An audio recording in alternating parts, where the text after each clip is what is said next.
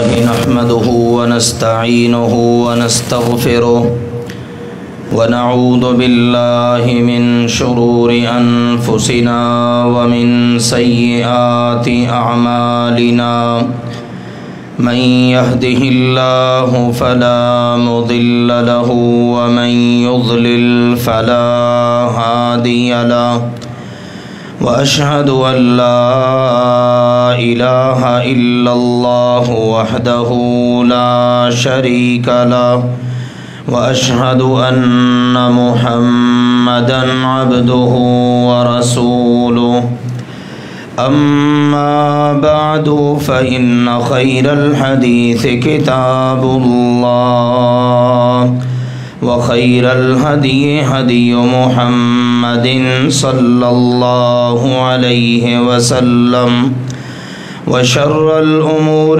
محدثاتها وكل محدثة بدعة وكل بدعة ضلالة وكل ضلالة في النار. يا أيها الذين آمنوا اتقوا الله حق تقاته ولا تموتن إلا وأنتم مسلمون. يا أيها الناس اتقوا ربكم الذي خلقكم من نفس واحدة وخلق منها زوجها وبث منهما رجالا كثيرا ونساء واتقوا الله الذي تساءلون به والأرحام إن الله كان عليكم رقيبا.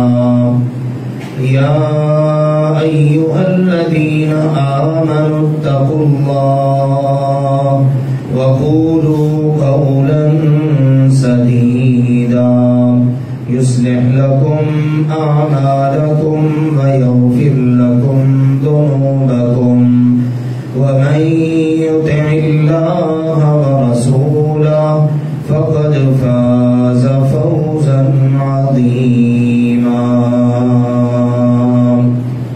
أما بعد فأعوذ بالله من الشيطان الرجيم. بسم الله الرحمن الرحيم. ولقد آتينا إبراهيم رشده من قبل وكنا به عالمين.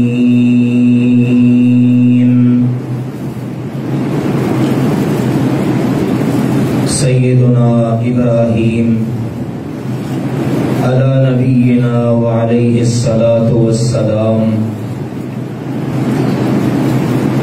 اللہ تعالیٰ کے عظیم المرتبت پیغمبر، اللہ کے نبی اور اللہ کے خلیل ہیں، جن کی سیرت کو اور زندگی کو اللہ تعالیٰ نے صرف مسلمانوں کے لیے ہی نہیں بلکہ مسلمانوں سے پہلے والی تمام اقوام کے لیے بھی ایک بہترین نمونہ بنا دیا، اور انہیں اللہ تعالیٰ نے تمام انسانوں کا امام بنا دیا. اور اللہ سبحانہ و تعالیٰ کی طرف سے یہ سارے انعامات اس وجہ سے تھے کہ سیدنا ابراہیم علیہ السلام کی ساری زندگی اللہ تعالیٰ کے کلمہ کو بلند کرنے کے لیے گزری، اور اللہ کے مقابلے میں جو بھی آیا اس کی انہوں نے کوئی پرواہ نہ کی.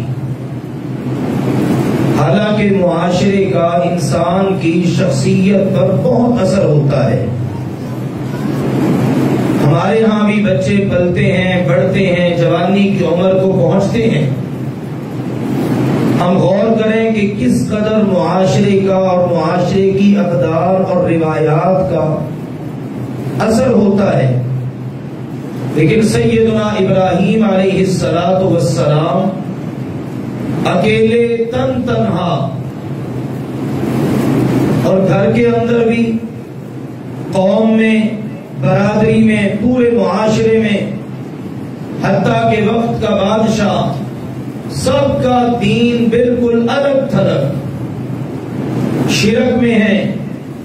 دن رات کہیں پر ستاروں کی پوجا ہو رہی ہے، کہیں پر بت بنا کر ان کو فروخت کر کے ان کی پوجا کی جا رہی ہے. اس سارے معاشرے کے اندر اور ایسے معاشرے کی اقدار اور روایات جو بالکل الگ تھلگ دین پر مشتمل، سیدنا ابراہیم علیہ السلام نے بالکل ابتدا سے ہی اپنے آپ کو سنبھالا. اللہ کی طرف سے ان کو جو عقل ملی، جو فہم و فراست ملی، اس کا انہوں نے پوری طرح مثبت استعمال کرتے ہوئے اپنے لیے دین فطرت کا انتخاب کیا. پھر یہ اللہ کا وعدہ ہے کہ جب کوئی اللہ کے لیے یوں قدم اٹھاتا ہے نا تو اللہ کہتا ہے لَنَهْدِيَنَّهُمْ سُبُلَنَا، پھر ایسے لوگوں کے لیے اپنے راستے ہم خود ہی کھول دیا کرتے ہیں. ہماری طرف کوئی چلے تو صحیح، قدم اٹھائے تو صحیح، پھر اس کے لیے راستوں کا کھولنا، راستوں کا آسان کرنا، یہ پھر اللہ نے وعدہ کیا کہ یہ ہمارا کام ہے. پھر اللہ نے ایسا ہی کیا. ہم نے جیسا کہ سورۃ الانعام کی روشنی میں پڑھا کہ اللہ نے ابراہیم علیہ السلام کو آسمان اور زمین میں پھیلی ہوئی اپنی حکومت اور اس کی نشانیاں، اپنی قدرت کی بعض نشانیاں اللہ تعالی نے دکھائیں. ابراہیم علیہ السلام نے ستارے کو دیکھا، قوم کو مخاطب کیا اور کہا اچھا یہ ہے میرا رب. ستارہ غروب ہو گیا، چاند طلوع ہوا، کہا چلو ستارہ تو غروب ہو گیا، ممکن ہے چاند ہی میرا رب ہو. لیکن چاند بھی غروب ہوا. پھر تیسرے نمبر پر جب سورج طلوع ہوا تو کہا کہ شاید یہ میرا رب ہے، لیکن وہ بھی غروب ہو گیا. ابراہیم علیہ السلام ہر موقع پر ان کو یہ دعوت دیتے رہے، دیکھو یہ ستارے جو طلوع ہوں، غروب ہوں، اس کا مطلب یہ ہے کہ وہ اپنی مرضی کے مالک نہیں ہے. تو جو اپنی مرضی کا مالک نہ ہو وہ کبھی معبود نہیں بن سکتا. اس کے طلوع کرنے میں، اس کے غروب کرنے میں پیچھے کوئی طاقت ہے جو اس کو طلوع کر رہی ہے اور اس کو غروب کر رہی ہے. اس لیے میں ایسے غروب ہو جانے والوں سے محبت نہیں کرتا. پھر اسی طرح سے چاند کا مسئلہ ہوا. فرمایا اچھا چاند بھی غروب ہو گیا، اس کا مطلب ہے چاند بھی اپنی مرضی کا مالک نہیں ہے، اس کے اوپر بھی کسی اور کا حکم چلتا ہے. اب میں اسی ذات کی بارگاہ میں التجا کرتا ہوں کہ مجھے سیدھا راستہ دکھائے. پھر سورج کی باری آئی، سورج غروب ہوا، اس وقت موقع مل گیا ابراہیم علیہ السلام کو اپنا پیغام پوری طرح اپنی قوم تک پہنچانے کا. اس وقت کہا یا قوم انی بریء مما تشرکون، اے میری قوم کے لوگوں میری بات سنو، میرا اعلان سنو، میرا پیغام سنو. یہ جتنا تم شرک کر رہے ہو، بھلے وہ ستاروں سے متعلق ہے یا سورج سے متعلق ہے یا چاند سے، یعنی آسمانی مخلوق، اس سارے تمہارے شرک سے میں اعلان برات کرتا ہوں. ابراہیم جی آپ کا موقف کیا ہے؟ اس کو تو چلو آپ نے ٹھکرا دیا، نہ باپ کا دین دیکھا، نہ برادری کا، نہ قوم کا، نہ معاشرے کا، نہ وقت کے حکمران کا. آپ کا دین کیا ہے؟ سنو میرے پیارے بھائیوں، محترم بزرگوں، ابراہیم علیہ السلام کی دعوت. کہا انی وجہت وجہی للذی فطر السماوات والارض حنیفا. فرمانے لگے کہ میں نے تو اپنے آپ کو پوری طرح اس اللہ کے سپرد کر دیا کہ جس نے آسمانوں اور زمین کو پیدا کیا ہے. یہ آسمانوں کو بنانے والا، یہ زمین کو بنانے والا، آسمانوں میں سورج چڑھانے والا، چاند طلوع کرنے والا، ستاروں کو طلوع کرنے والا، پھر ان سب کو غروب کرنے والا، ان کی منزلیں مقرر کرنے والا، جس نے یہ سب کیا ہے نا، میں نے اپنا سب کچھ اس کے سپرد کر دیا. وجہت وجہیا، میں نے اپنا چہرہ سیدھا کر لیا. چہرہ بول کر در حقیقت پوری کی پوری اپنی باڈی اور اپنا جسم مراد لیا کہ میں نے اپنا پورا جسم اس اللہ کے تابع کر دیا. اور میں دو رخا نہیں، کئی رخا نہیں، ہر چڑھتے سورج کو سلام کرنے والا نہیں، ہر چمکتی چیز کو سونا سمجھنے والا نہیں. میں یکسو ہوں، یک رخ ہوں. بس میری توجہ پوری طرح اس اللہ کی طرف ہے. یہ ہے وہ توحید کا پیغام. پہلے شرک کا رد، تم شرک کرتے ہو، تمہارے شرک سے اعلان برات، تم سے بھی اعلان برات. اور میں کس کی طرف متوجہ؟ اللہ ذوالجلال والاکرام کی طرف کہ جس نے سارا جہان بنایا، آسمان زمین بنائے. وما انا من المشرکین، اور شرک کرنے والوں کے ساتھ میرا کوئی تعلق نہیں. بھلے وہ میرا باپ ہے، بھلے وہ میرا خاندان ہے، بھلے وہ میری برادری ہے، بھلے وہ وقت کا حاکم ہے، شرک کرنے والوں کے ساتھ توحید والے کا کوئی تعلق نہیں ہے. یہ بڑی اہمیت کی حامل بات ہے. اسی لیے تو اللہ نے جب سورۃ الممتحنہ میں ذکر کیا نا ابراہیم علیہ السلام کا کہ ابراہیم علیہ السلام تمہارے لیے نمونہ ہے. کیسا نمونہ ہے؟ فرمانے لگے قد بدت البغضاء، ارشاد فرمایا اللہ سبحانہ و تعالی نے قد كانت لكم أسوة حسنة في إبراهيم والذين معه إذ قالوا لقومهم إنا براء منكم ومما تعبدون من دون الله كفرنا بكم وبدا بيننا وبينكم العداوة والبغضاء أبدا حتى تؤمنوا بالله وحده. ابراہیم علیہ السلام نے فرمایا میری قوم کے لوگوں، تمہارے سارے معبودوں سے اور تمہاری ان ساری اداؤں سے، شرکیہ کاموں سے میں اعلان برات کرتا ہوں. اور اگلی بات بھی سن لو، میرے اور تمہارے درمیان ہمیشہ ہمیشہ کے لیے عداوت ہے. میں دل میں تمہاری نفرت رکھتا ہوں، تمہاری دشمنی رکھتا ہوں. اس نفرت کے محبت میں بدلنے کے لیے، اس دشمنی کے دوستی میں بدلنے کے لیے صرف ایک راستہ ہے، اور وہ کیا ہے؟ تؤمنوا باللہ وحدہ، تم سب اللہ اکیلے پر ایمان لے آؤ. آج تم کلمہ پڑھ لو، آج تم توحید پر آ جاؤ، میری دشمنی دوستی میں بدل جائے گی، میری نفرت محبت میں بدل جائے گی. یہ کتنا خوبصورت پیغام ہے سیدنا ابراہیم علیہ السلام کا، اور اس میں ہمارے لیے سبق موجود ہے. آج ذرا ذرا سی بات پر ہم اپنے عقائد کا، اپنے نظریات کا، اپنے جتنے بھی افکار ہیں ان کا سودا کر بیٹھتے ہیں. ہماری مجبوریاں ہماری راہ کی رکاوٹ بن جاتی ہیں. دیکھو جی وہ فلاں مسئلہ تھا، دیکھو جی برادری بھی تو ہے نا، یہ معاشرہ بھی تو ہے نا، دنیا کو بھی تو ساتھ لے کے چلنا ہے نا. اس کا کیا مطلب ہے؟ دنیا بچا لو، برادری، قوم، سوسائٹی، معاشرہ یہ سب بچا لو، لیکن اپنے دین کو بسے پشت ڈال دو. اللہ کی کوئی پرواہ نہیں. لہذا آئیے دیکھیے تن تنہا ابراہیم علیہ السلام اور اکیلے ہی اپنی قوم کو کتنا خوبصورت پیغام دے رہے ہیں. یہ ہوتی ہے استقامت.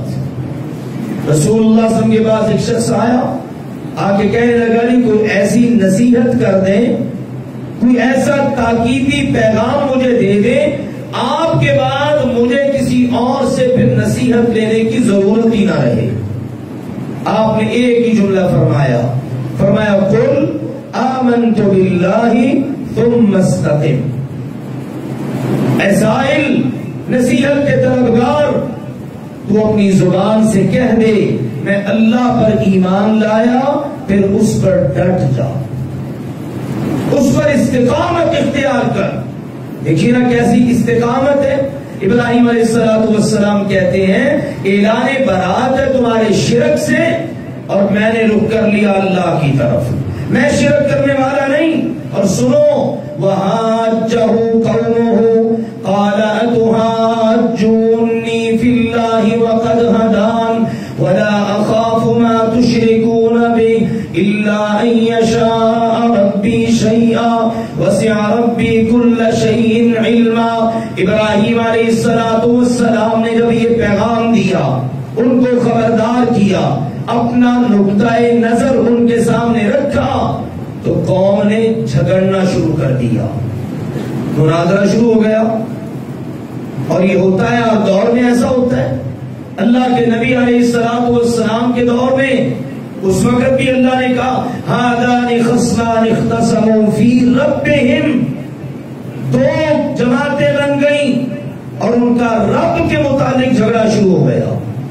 یہ کہنے لگے سب کچھ کرنے والا اللہ ہے، اللہ وحدہ لا شریک لہ ہے، یہ 360 بت جو لٹک رہے ہیں کچھ نہیں کر سکتے.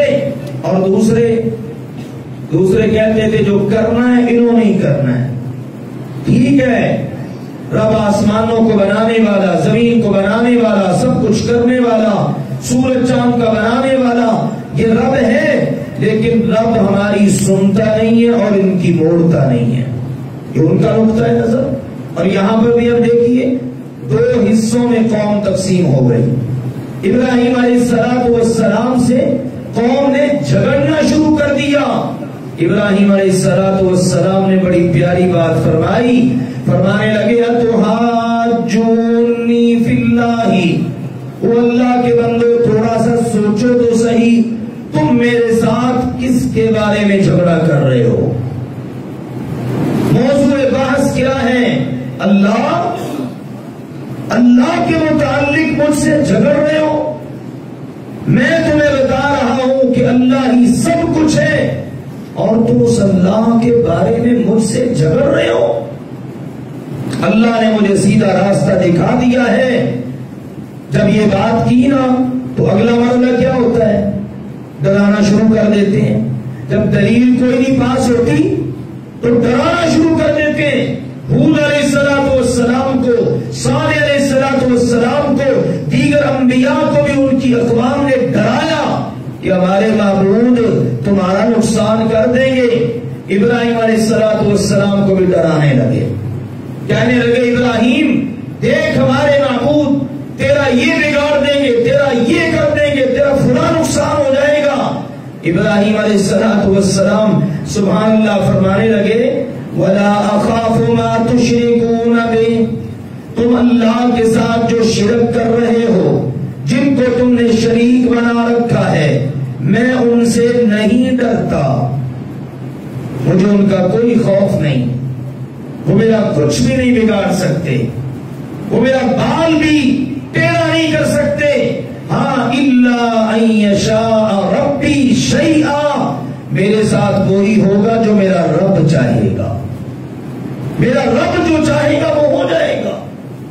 میرا رب مجھے بیمار کرے، میرا رب مجھے شفا دے دے، میرا رب میرا فائدہ کر دے، میرا رب میرا نقصان کر دے، سب کچھ میرے رب کے ہاتھ میں ہے. اگر مجھ پر کبھی کوئی ایسا وقت آ جائے کہ جس میں مجھے تکلیف کا احساس ہو تو اس کا مطلب یہ نہیں ہے کہ تمہارے معبودوں نے مجھے تکلیف دی ہے. در حقیقت اس تکلیف کا فائدہ میرے رب کی طرف سے ہے، اس کا فیصلہ بھی میرے رب نے کیا ہے. تو یہ ان کو بتایا اور فرمایا وَسِعَ رَبِّي كُلَّ شَيْءٍ عِلْمًا، میرے رب نے ہر چیز کا علم کے لحاظ سے احاطہ کر رکھا ہے. کوئی چیز ایسی نہیں ہے جو میرے رب کے علم میں نہ ہو. یہ بڑی زبردست دلیل تھی کہ ایک طرف تمہارے اتنے سارے معبود ہیں، آسمانوں پر بھی ستاروں، چاند، سورج کی شکل میں، اور زمین پر ان بتوں کی شکل میں، سنبھالنا پڑتا ہے، ان کا خیال رکھنا پڑتا ہے.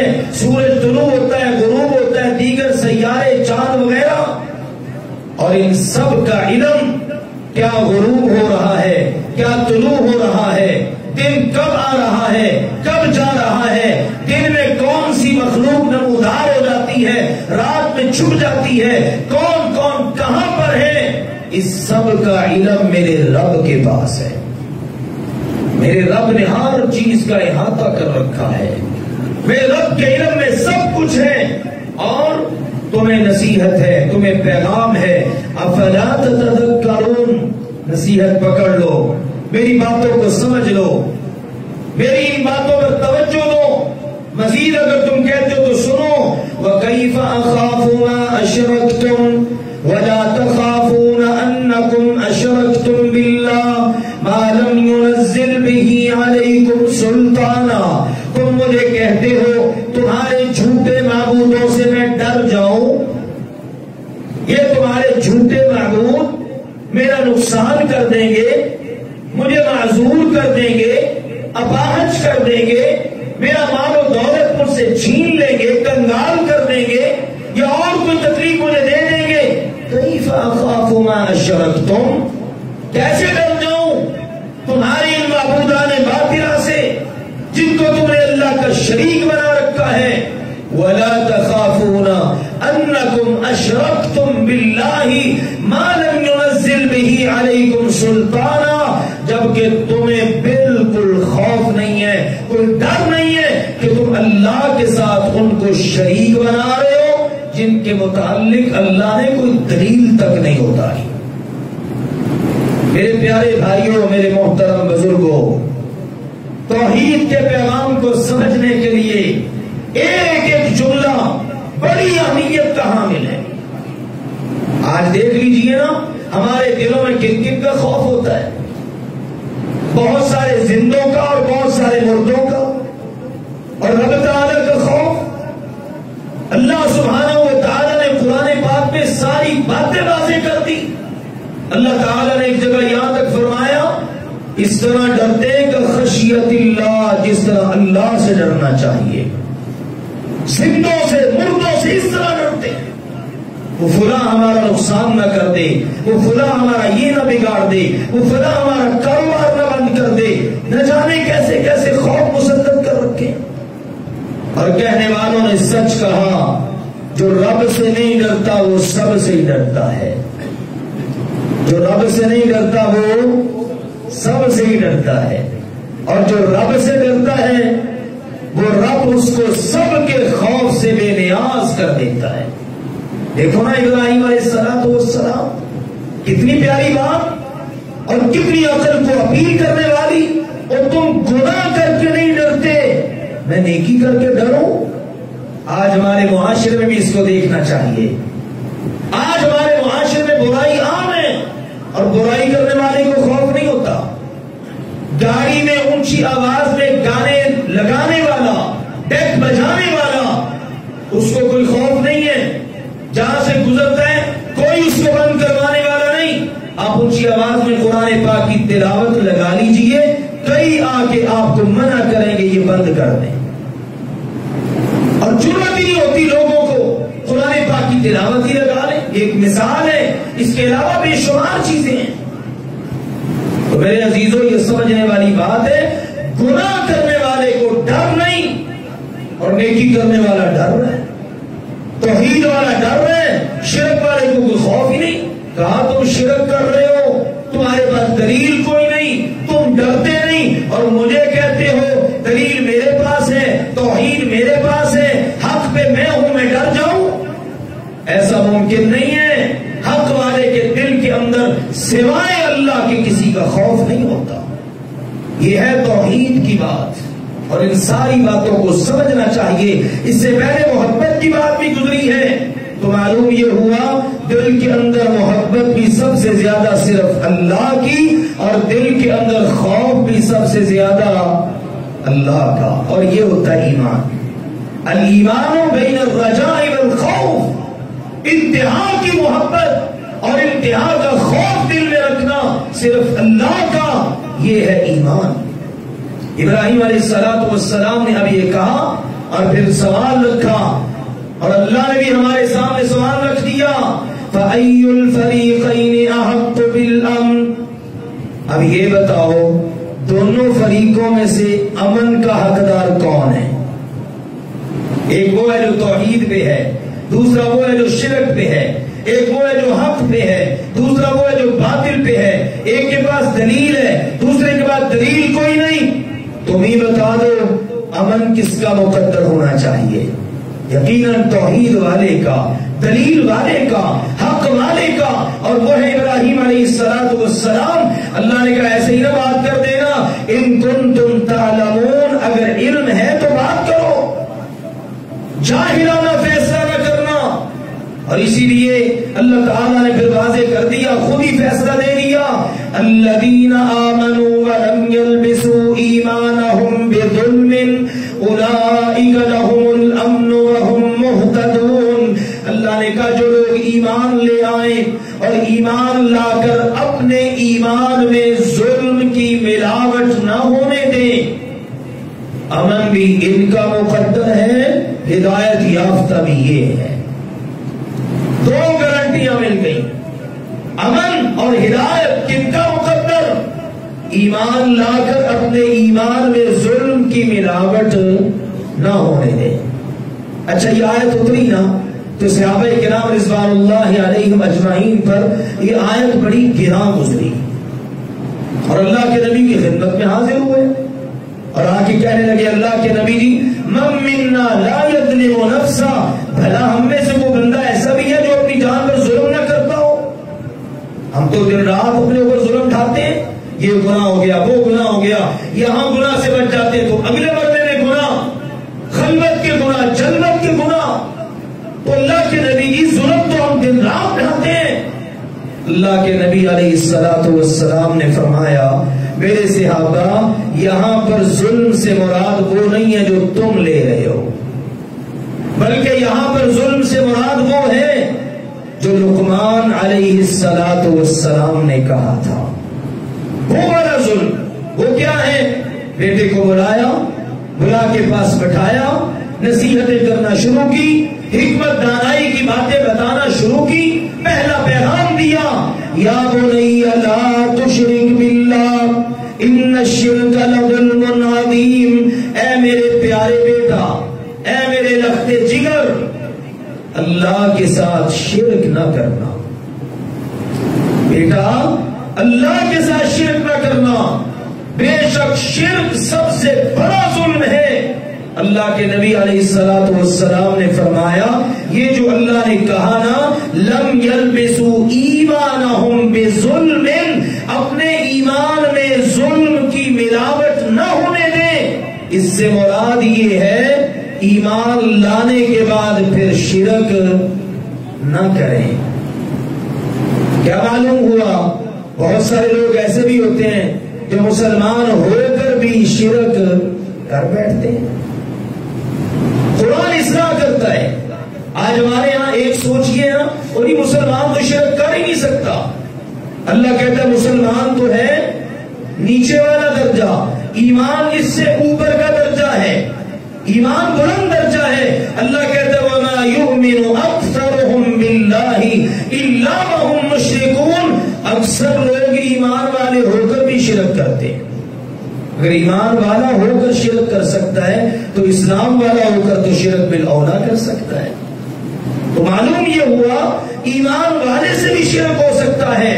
اب اللہ نے یہاں پر گارنٹی دی ہے، امن کب ملے گا، ہدایت کب ملے گی؟ جب ایمان لا کر اپنے ایمان میں ظلم کی ملاوٹ نہیں کریں گے تو امن بھی ان کا مقدر ہوگا، ہدایت یافتہ بھی یہ ہوں گے۔ فیصلہ کرنا مشکل نہیں ہے۔ آج ہم کہہ دیتے ہیں انہیں پتہ ہی نہیں چلتا کون ہدایت یافتہ ہے، اور ہر مسلک والا، ہر فرقے والا، ہر گروہ، ہر طبقہ وہ کہتا حق پہ میں ہوں، ہدایت میرے پاس ہے۔ اللہ نے یہاں پر ایک پیمانہ بتا دیا، وہ کیا ہے؟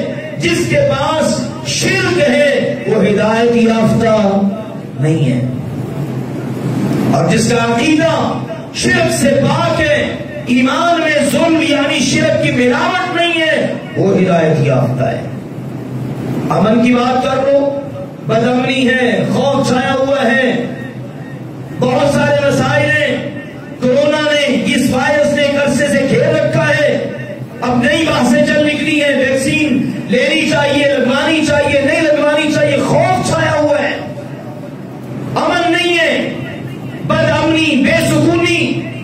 ایک چھوٹا سا وائرس اور اس کے ابتدا سے لے کر انتہا تک سارے معاملات پر آپ غور کیجئے، پوری دنیا کو ایک خوف نے لپیٹ میں لے رکھا ہے اور مسلمان بھی اس لپیٹ میں ہیں۔ اس کا مطلب ہے کہ اگر امن نہیں ہے، امن نصیب نہیں ہوا، تو اس کی وجہ یہ ہے کہ ایمان میں ظلم کی ملاوٹ ہے۔ اگر مسلمانوں کے عقیدے شرک سے پاک ہوں، اللہ کے وعدے بالکل سچے ہیں، امن بھی ان کا مقدر ہے، ہدایت یافتہ بھی یہ ہے۔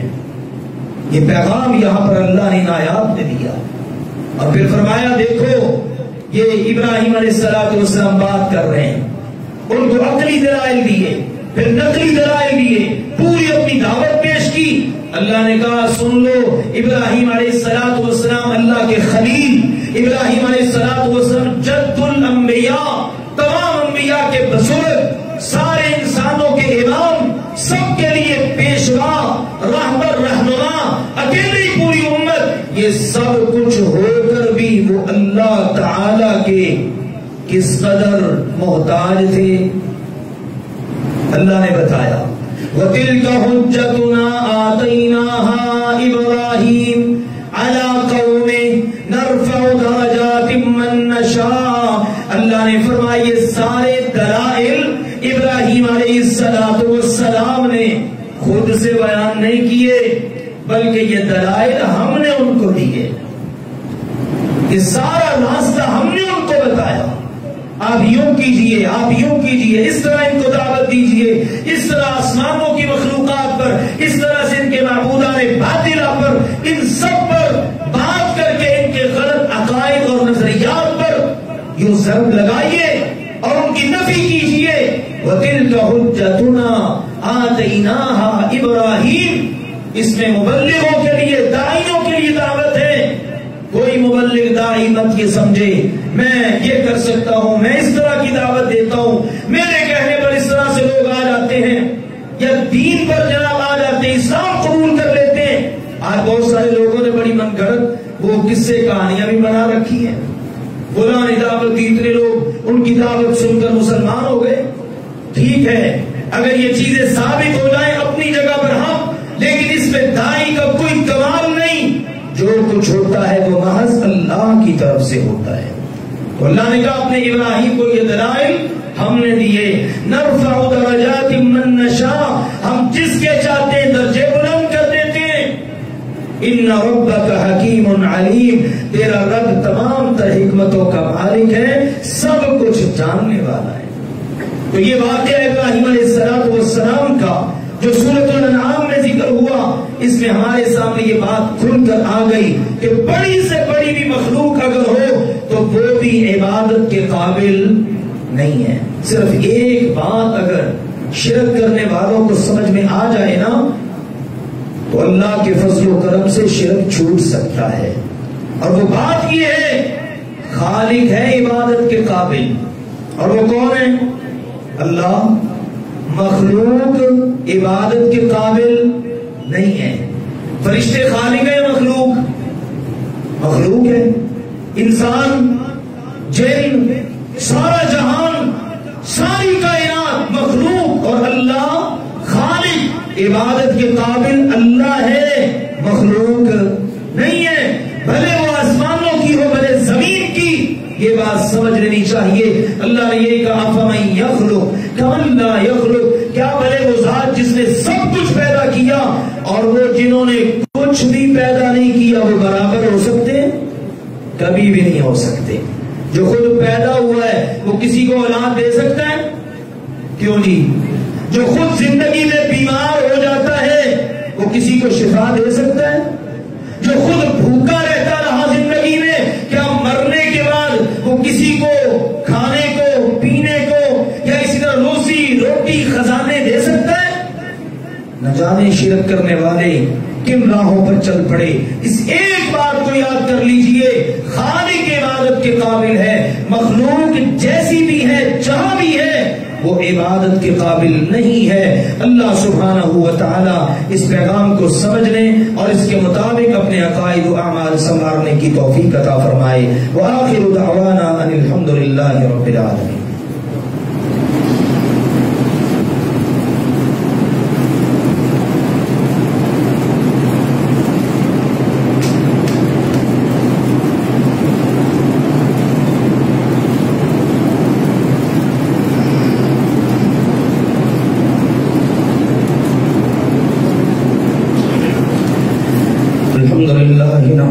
ونستعينه ونستغفره ونعوذ بالله من شرور أنفسنا ومن سيئات أعمالنا من يهده الله فلا مضل له ومن يضلل فلا هادي له وأشهد أن لا إله إلا الله وحده لا شريك له وأشهد أن محمدا عبده ورسوله. أما بعد فإن خير الحديث كتاب الله وخير الهدي هدي محمد صلى الله عليه وسلم وشر الأمور محدثاتها وكل محدثة بدعة وكل بدعة ضلالة وكل ضلالة في النار. أما بعد، قسطوں پر گھر گاڑی لینا صحیح ہے کہ نہیں؟ کوئی بھی چیز قسطوں پر لینا بنیادی طور پر جائز ہے اگر اس کے اندر سود کی آمیزش نہ ہو. یاد رکھیے، خریدار اگر مجبور ہے اور نقد ادائیگی سے قاصر ہے تو بیچنے والا اس کو فیور دیتا ہے کہ بھائی آپ کے پاس نقد ادائیگی کے لیے رقم نہیں تو کوئی بات نہیں، آپ مجھے قسطوں میں پیسے دے دیں. لیکن اب اس میں یہ نہیں کرنا کہ نقد مثلا قیمت ہے 10 روپے، قسطوں میں پیسے دینے ہیں تو ہوں گے 15 روپے. یہ جو اوپر 2 4 5 جتنے بھی ہیں نا، یہ کیا ہے؟ سود. آپ کہیں آپ نقد لیجئے، آپ ادھار لیجئے، قسطوں میں لیجئے، قیمت ایک ہی ہے. یہ چیز 10 روپے کی ہے، 10 روپے ہی ہے. میں نے جو قسطوں میں آپ کو ادائیگی کی فیور دی ہے نا، یہ میری آپ کے ساتھ نیکی ہے اور اس نیکی کا بدلہ کس سے لینا ہے؟ اللہ سے. بس یہ بات سمجھ لیجئے. ہم کیا کرتے ہیں؟ نیکی کا بدلہ بندوں سے لیتے ہیں. اچھا تو مجبور ہے، نقد ادائیگی نہیں کر سکتا، چل قسطوں میں لے دے. نقد ادائیگی کرے گا تو چیز 10 روپے کی ہے مثلا، اور اگر قسطوں میں لے گا تو پھر 15 روپے کی. یہ سود ہے. ہاں، اہل علم دیگر چیزوں کو بھی بیان کرتے ہیں. اگر آپ مثلا قسطوں پر دیتے ہیں چیز تو پھر صرف قسط کی بات کریں، نقد کی بات ہی نہ کریں. ایک وقت میں صرف ایک بات ہو، یا قیمت صرف ایک ہو، یعنی نقد چیز لیں یا قسطوں میں لیں، قیمت ایک ہی ہے. یا دوسری شکل کیا ہے؟ آپ کہیں نہیں ہم نقد کی بات ہی نہیں کرتے، ہم بات ہی قسطوں کی کر لیتے ہیں. پھر کیا شکل ہے؟ چیز 10 روپے کی ہے، آپ بے شک 20 کی بھی بیچ دیں، پھر کوئی مسئلہ نہیں، کیونکہ اب آپ نے نقد اور قسط کو آپس میں جوڑا نہیں ہے. آپ نے کہا بات ہی قسطوں کی ہے، پھر بے شک جتنی مرضی اس کی قیمت بڑھ جائے اور فریقین کے درمیان جو طے پا جائے اس کی پھر پاسداری دونوں کے لیے ضروری ہے. اب یہ بھی نہیں ہے قسطوں میں چیز لے لی ہے، ہر مہینے مثال کے طور پر 10 روپے قسط لینی. ایک مثال ہے، کبھی لیٹ کر دی جان بوجھ کر. اللہ تعالیٰ نے اور اللہ کے نبی صلی اللہ علیہ وسلم نے دونوں فریقوں کو پابند کیا ہے، بیچنے والے کو بھی خریدنے والے کو بھی.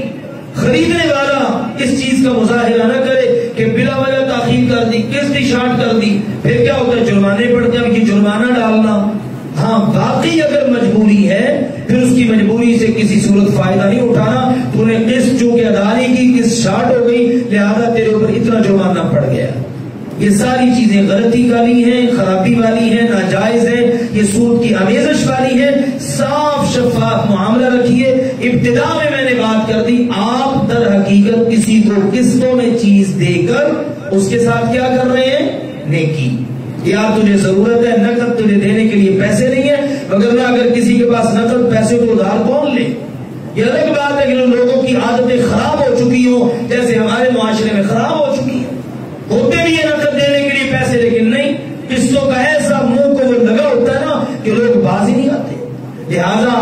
اپنے معاملات کو درست رکھنا چاہیے، کاروباری معاملات کو، مالی معاملات کو، کیونکہ ان کی شریعت مطہرہ کے اندر بہت اہمیت ہے۔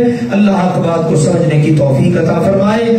آخر میں میرے عزیزوں دو گزارشات، ایک تو اللہ کے فضل و کرم سے اپنے اس مرکز میں حسب اعلان درس نظامی کی کلاس شروع ہو چکی ہے، جو روزانہ اللہ کے فضل و کرم سے صبح 7:30 بجے شروع ہوتی ہے اور عصر تک چلتی ہے، جس میں دینی علوم اور اس کے ساتھ ساتھ عصری علوم اللہ کے فضل و کرم سے طلبہ کو پڑھائے جا رہے ہیں۔ میرے وہ بھائی، وہ بچے، وہ جوان جو جن کے پاس وقت ہے، بے شک اس دورانیے میں آپ کے پاس 1 گھنٹہ بھی ہے تو آپ اس کے لیے بھی تشریف لا سکتے ہیں۔ آپ حدیث پڑھ لیں، آپ نحو صرف پڑھ لیں، آپ کو گرامر کی کتاب پڑھ لیں، آپ سیرت طیبہ کے مطالعہ کی کوئی کتاب پڑھ لیں، تو اللہ کے فضل و کرم سے یہ سب آپشنز موجود ہیں۔ لہٰذا آئیے اس بھرپور کلاس سے اللہ کے فضل و کرم سے فائدہ اٹھائیے۔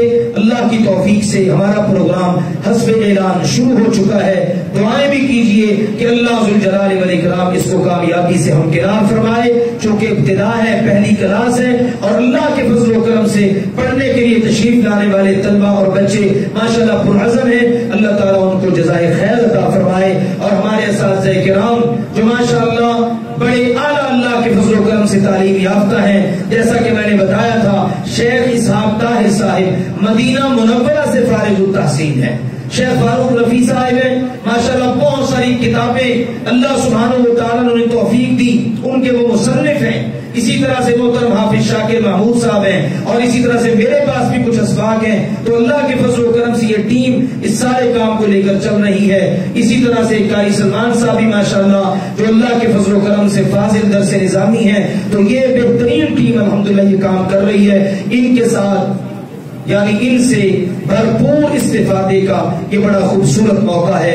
تو میں آپ سب سے گزارش کروں گا اپنے بچوں کو اس کے لیے اللہ کے فضل و کرم سے وقف کریں، وہ آئیں، دین کی تعلیم حاصل کریں۔ یہ دریا اللہ کے فضل سے علم کا بہ رہا ہے، اس سے جس نے بھی مستفید ہونا ہے اسی نے انشاءاللہ اپنی آخرت بنانی ہے۔ دوسری بات یہ ہے، عید الاضحیٰ اللہ کے فضل و کرم سے چند ایام کے بعد انشاءاللہ تعالی، اور اس موقع پر قربانی کا معاملہ تو اللہ کے فضل سے پہلے کی طرح اپنے مرکز میں اجتماعی قربانی کا انشاءاللہ بندوبست ہوگا اللہ کی توفیق کے ساتھ۔ اور آپ سب جانتے ہیں اس کے 2 پہلو ہوتے ہیں۔ نمبر 1 یہ ہوتا ہے وہ احباب جو ماشاءاللہ حصے ڈالتے ہیں اور اپنا حصہ وہ گوشت بنوا کر وہ لے جاتے ہیں، اور دوسرا پہلو یہ ہوتا ہے ہمارے علاقے کے جو مستحق اور حقدار لوگ ہیں قربانی نہیں کر پاتے، ہم ان کے لیے الحمدللہ بندوبست کرتے ہیں۔ تو گائے کی قربانی میں جو ایک حصہ ہے نا وہ ہے 17,000 روپیہ۔ جنہوں نے حصہ ڈالنا ہے وہ بھی پر وقت اندراج کروا لیں، اور جنہوں نے مستحق لوگوں کے لیے قربانی کا بندوبست کرنا ہے وہ بھی اللہ کے فضل و کرم سے اس کی طرف توجہ کریں اور پر وقت اس کا انتظام کر دیں۔ اللہ تعالی آپ سب کو جزائے خیر عطا فرمائے، اللہ ہمارے بیماروں کو شفا عطا فرمائے۔ اللہم اشفنا واشف مرضانا ومرضى المسلمین واقض حاجاتنا وحاجات المسلمین واغفر لنا ولوالدينا ولجميع المسلمین۔ سبحان ربک رب العزة عما یصفون وسلام على المرسلین والحمد للہ رب العالمین۔